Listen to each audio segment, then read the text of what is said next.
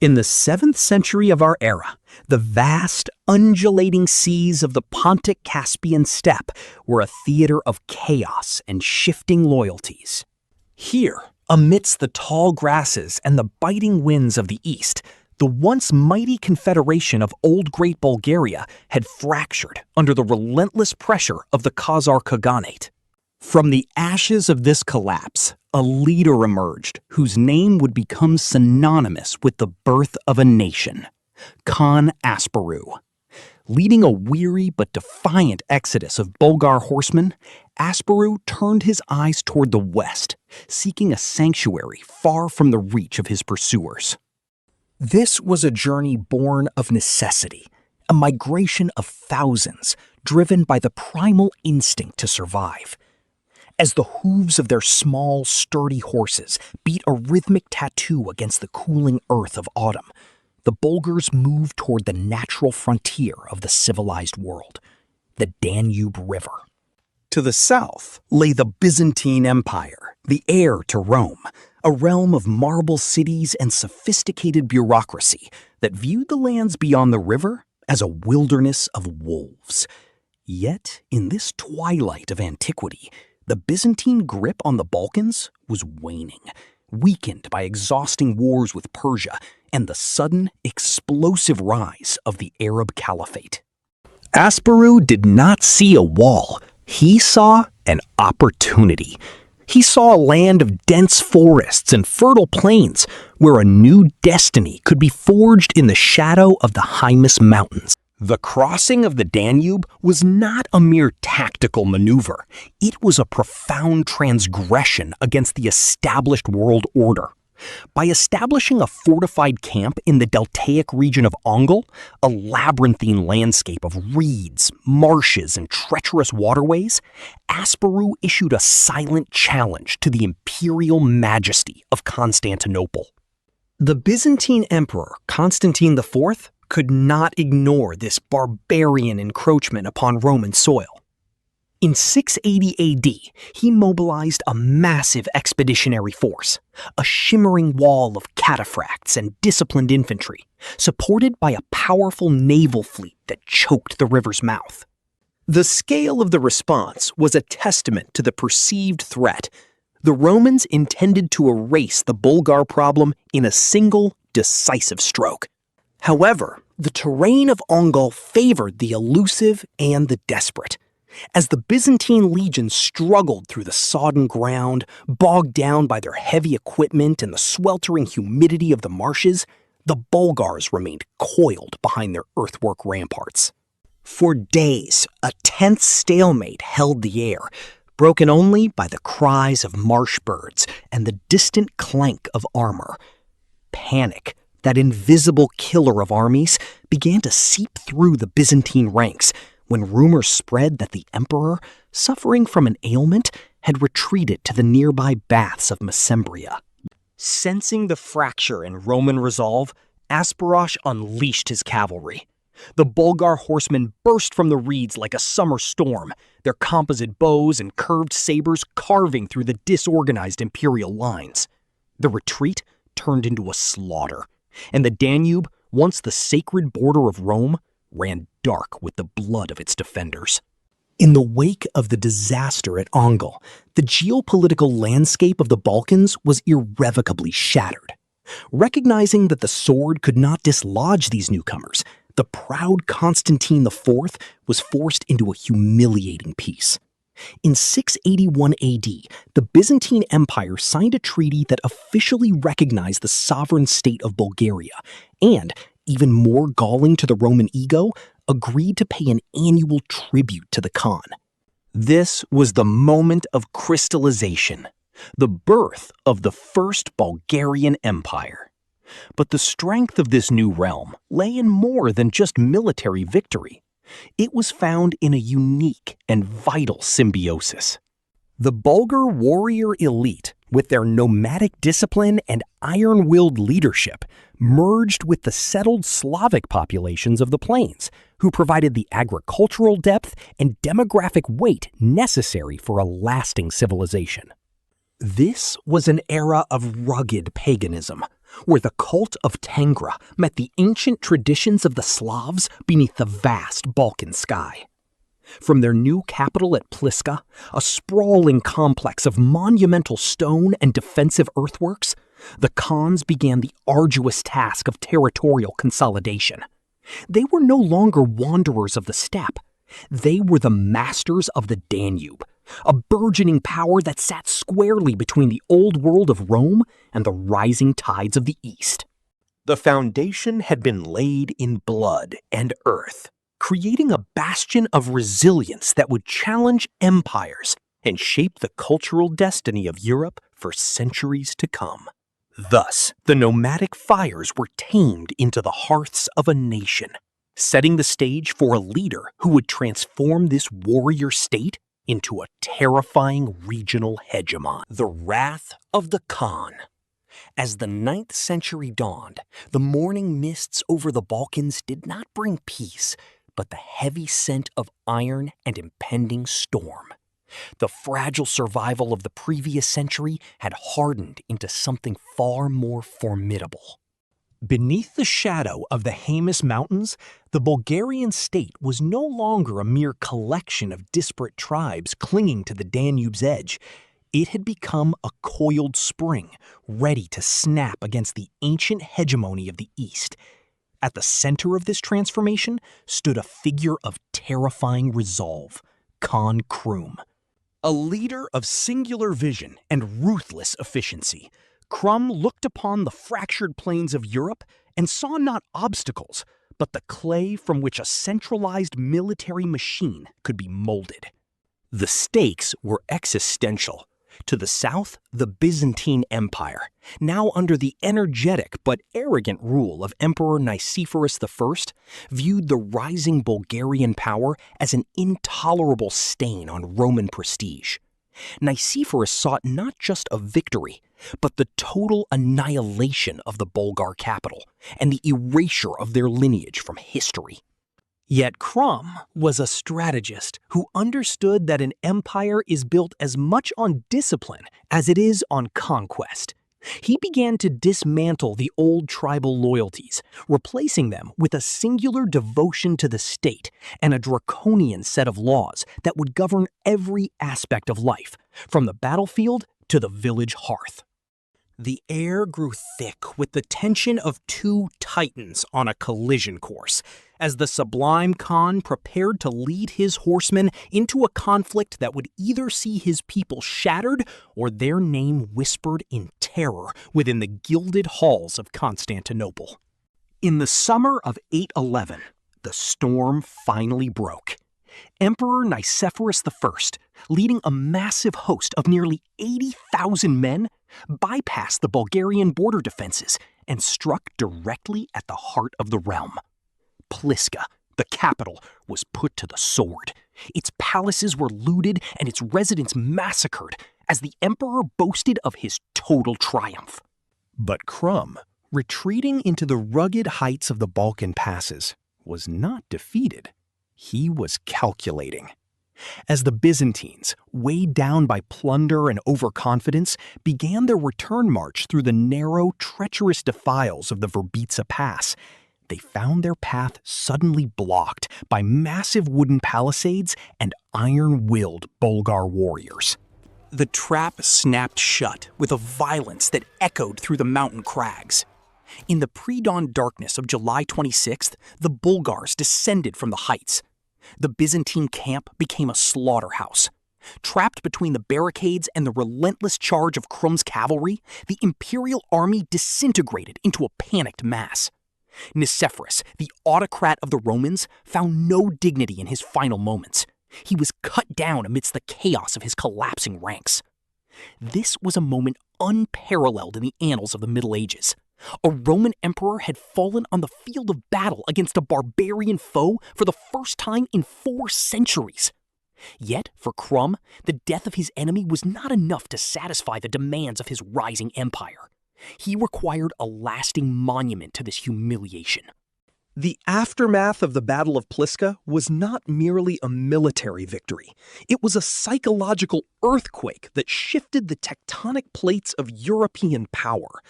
To cement this triumph, Crum took the skull of Nicephorus, cleaned it, and had it encased in shimmering silver.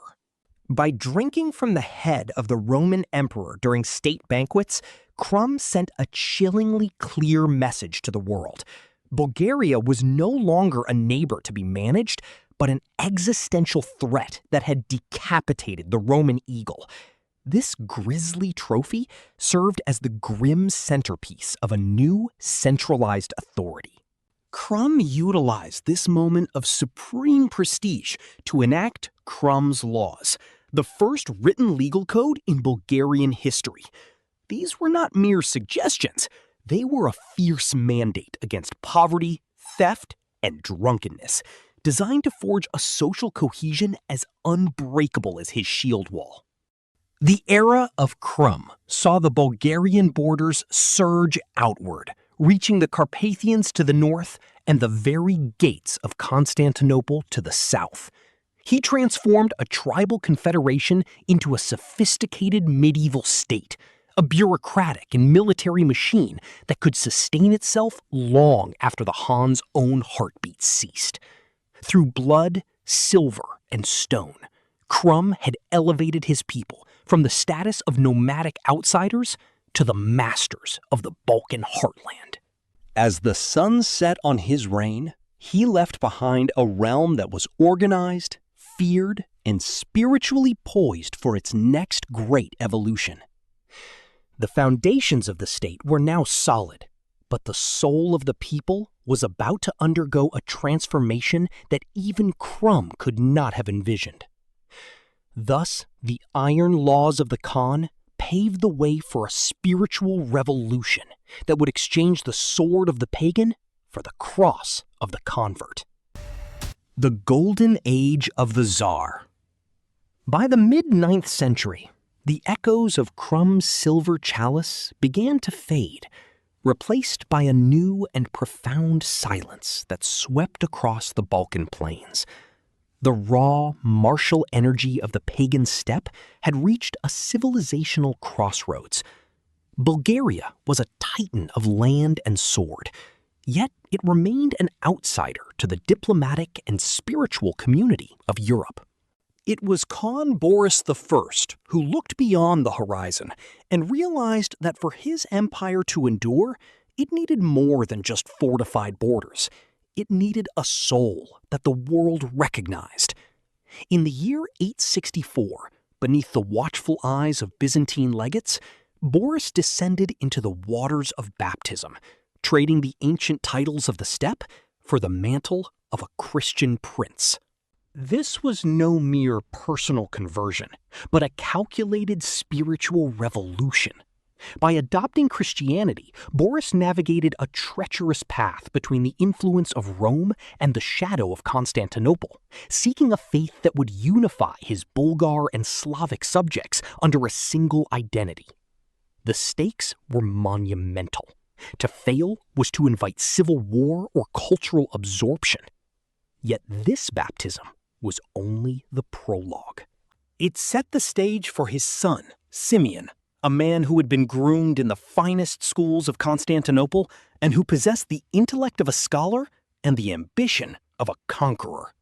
As Simeon ascended the throne in 893, the era of the sword began to fuse with the era of the pen, marking the dawn of a golden age that would redefine the very essence of the Slavic world. Simeon was a ruler of contradictions, a monk prince who had mastered the Greek classics only to use that knowledge to dismantle Byzantine cultural dominance. Under his gaze, the capital of Preslav was transformed into a shimmering rival to Constantinople, a city of white stone, gilded domes, and intricate ceramics that whispered of a new Rome in the north. But Simeon knew that true independence required more than stone and mortar. It required a voice. He welcomed the exiled disciples of Methodius and Cyril, providing them with the sanctuary and resources needed to perfect a new script, the Cyrillic alphabet. In the feverish scriptoria of the Preslav and Ohrid literary schools, a monumental intellectual labor unfolded. Thousands of parchment scrolls were inked with the liturgy and laws of a new civilization, translated not into the sacred languages of Greek or Latin, but into the living tongue of the Slavs. This was a masterstroke of statecraft. By democratizing the divine word, Simeon broke the monopoly of the Byzantine Church and forged a cultural weapon that could unite a disparate people. Yet, as the ink dried on these holy texts, the Tsar's hands remained calloused by the hilt of his sword. He pushed the Bulgarian borders from the Black Sea to the Adriatic, crushing the imperial legions at the Battle of Achelous in 917. In the wake of this triumph, he did the unthinkable. He cast aside the title of prince and proclaimed himself Tsar, an equivalent to Caesar, boldly claiming the throne of the Romans as his own rightful inheritance. The reign of Simeon the Great was the high watermark of Bulgarian history, a period where the empire became the radiant sun of the Slavic world. In the grand cathedrals of Preslav, the scent of incense mingled with the intellectual fervor of 1,000 scholars, as Bulgaria exported its new alphabet, its faith, and its legal codes across the vast reaches of Eastern Europe. This was the Golden Age, a transformation that saw a former nomadic state become the Third Rome. By the time Simeon's heart ceased to beat in 927, he had achieved the impossible. He had fundamentally altered the cultural DNA of the continent, ensuring that even if the empire's borders were to recede, its language and its spirit would remain immortal in the hearts of millions. The Roman yoke. In the wake of Simeon's golden era, a cold wind began to howl across the Balkan plateaus. The sun that had reached its zenith now began its slow, inevitable descent into a crimson horizon. It is a universal truth of history that the greater the height of an empire's expansion, the more devastating the weight of its subsequent exhaustion. Beneath the shadow of a waning crown, the Bulgarian state began to fracture from within. A new and subversive spirit took hold of the peasantry, the Bogomil heresy. This dualist movement, which viewed the material world as the creation of the devil and rejected the hierarchy of the state and church, acted as a silent poison in the veins of social cohesion. As the unity of the cross and the throne dissolved, the Bulgarian heartland became a house divided against itself. Across the border, in the marble halls of Constantinople, a new emperor ascended the throne with a singular obsidian purpose. Basil II, a man of monastic austerity and terrifying military focus, did not seek the ephemeral glory of a single victory. He sought the total, systematic liquidation of the Bulgarian threat. For decades, the frontier became a churning machine of attrition. This was no longer the grand, chivalric warfare of the past, but a grueling conflict of scorched earth and mountain ambushes. The stakes had shifted from territorial dominance to mere survival, as Tsar Samuel, a man of iron resilience, retreated into the rugged fortresses of the western mountains, desperately trying to hold back a Roman tide that refused to break. The War of Attrition reached its horrific crescendo in the summer of 1014, within the narrow, jagged confines of the Clydian Pass.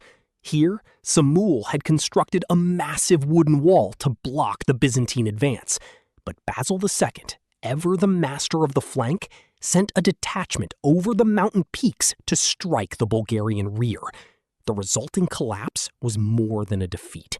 It was a psychological annihilation, while Samuil himself managed to escape to the fortress. What followed remains one of the darkest chapters in the history of medieval warfare.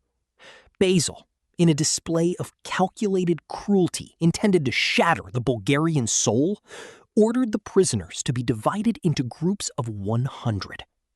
Every man was blinded, save for one in each group who was left with a single eye to lead his 99 brothers back to their czar. As this ghastly procession of the sightless stumbled through the mountain passes, the sound of their collective weeping reached the walls of Prilep. When Tsar Samuil looked out from his ramparts and saw the mutilated remnants of his army, thousands of empty sockets turned toward the sun, the shock was too great for even his hardened heart to bear. He collapsed and died 2 days later, leaving a leaderless nation to face the vengeful Bulgar slayer. By 1018, the final flickering embers of resistance were extinguished. The First Bulgarian Empire, which had once made the Caesars of the East tremble, was formally annexed into the Byzantine administrative machinery. The great palaces of Preslav and the mountain keeps of Ohrid were now occupied by imperial governors, and for the first time in 3 centuries, the name of Bulgaria disappeared from the political maps of Europe. Yet, history has shown that an empire can be occupied, but a culture is far more difficult to bury. Beneath the Roman yoke, the Bulgarian identity did not perish. It merely went underground. In the secluded monasteries of the Haemus Mountains, and through the persistent use of the Cyrillic liturgy, the memory of Asparu, Krum, and Simeon was kept alive in hushed tones. For 167 years, the people endured as subjects, their spirit preserved in the very language they spoke and the faith they practiced. This was a long, cold winter of the soul, a period of silence where the Bulgarian people waited for the wheel of fate to turn once more. The Byzantine triumph seemed absolute, but the seeds of resurrection were already buried deep within the soil, waiting for the right moment and the right leaders to break through the earth and reclaim their stolen heritage. The silence of a century was heavy, but even the strongest chains eventually rust, and from the forgotten corners of the Balkans, a new cry for freedom was beginning to stir. Thanks for still watching this video. Please like, share, and subscribe. The Roman peace imposed by Byzantium began to fray at the edges, worn thin by heavy taxation and the arrogance of a distant, decaying court. In the rugged highlands of the Haemus, where the peaks of the Balkan mountains provided a natural fortress of stone and mist, a new generation of leaders had grown weary of the imperial yoke. The year was 1185, and the air in the city of Tarnovo was electric with a quiet, dangerous fervor. 2 brothers, Peter and Ivan Asen, prominent local lords of Vlach Bulgarian descent, stood before the church of St. Demetrius. They did not come merely to pray. They came to shatter the silence of a century. Claiming that the saint had abandoned the Greeks to favor the Bulgarian cause, they raised the banner of rebellion, igniting a spark that would soon consume the Byzantine frontier. The stakes were absolute. This was not a mere border skirmish, but an audacious attempt to resurrect a dead empire. The Asen brothers were not just warriors. They were architects of identity, weaving together the memory of the old Tsars with the grievances of the present. As the call to arms echoed from the fortified crags of the Yantra River, thousands flocked to their side. Slavs, Bulgars, and Vlachs, united by a singular desire to reclaim their ancestral sovereignty. Beneath the shadow of the looming peaks, a new era was being born in the fire of defiance, challenging the very legitimacy of the Queen of Cities to the south. The rebellion of the Asen brothers was not a fleeting moment of anger. It was a masterclass in guerrilla warfare and strategic patience. Utilizing the jagged terrain of the Balkan mountains, the Bulgarian forces transformed the narrow passes into death traps for the cumbersome Byzantine legions. The Second Bulgarian Empire did not simply emerge. It clawed its way back into existence through a series of brilliant campaigns that forced the Empire of the Romans to recognize their autonomy. However, the true zenith of this resurrection would be reached under the reign of Ivan Asen II.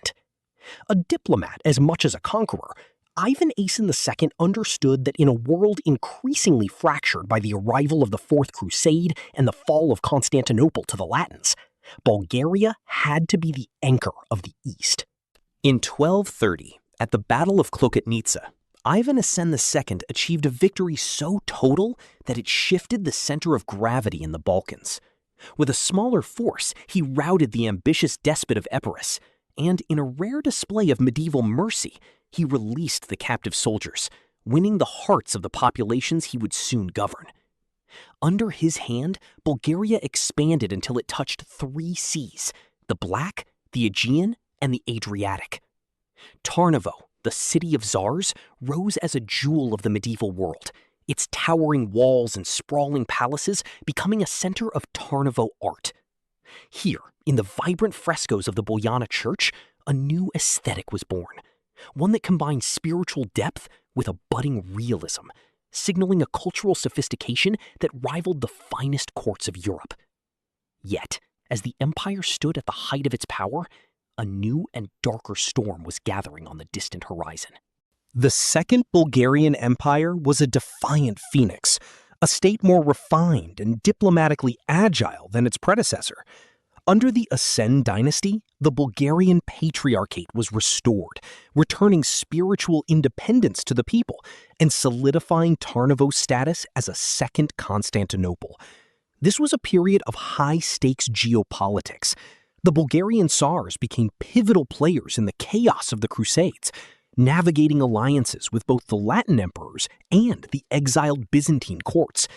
They were no longer the barbarians at the gate, but a sophisticated Christian power that served as a bastion of Slavic culture and Orthodox tradition. Yet this resurgence was more than just a political triumph. It was a testament to the indestructible nature of the Bulgarian spirit.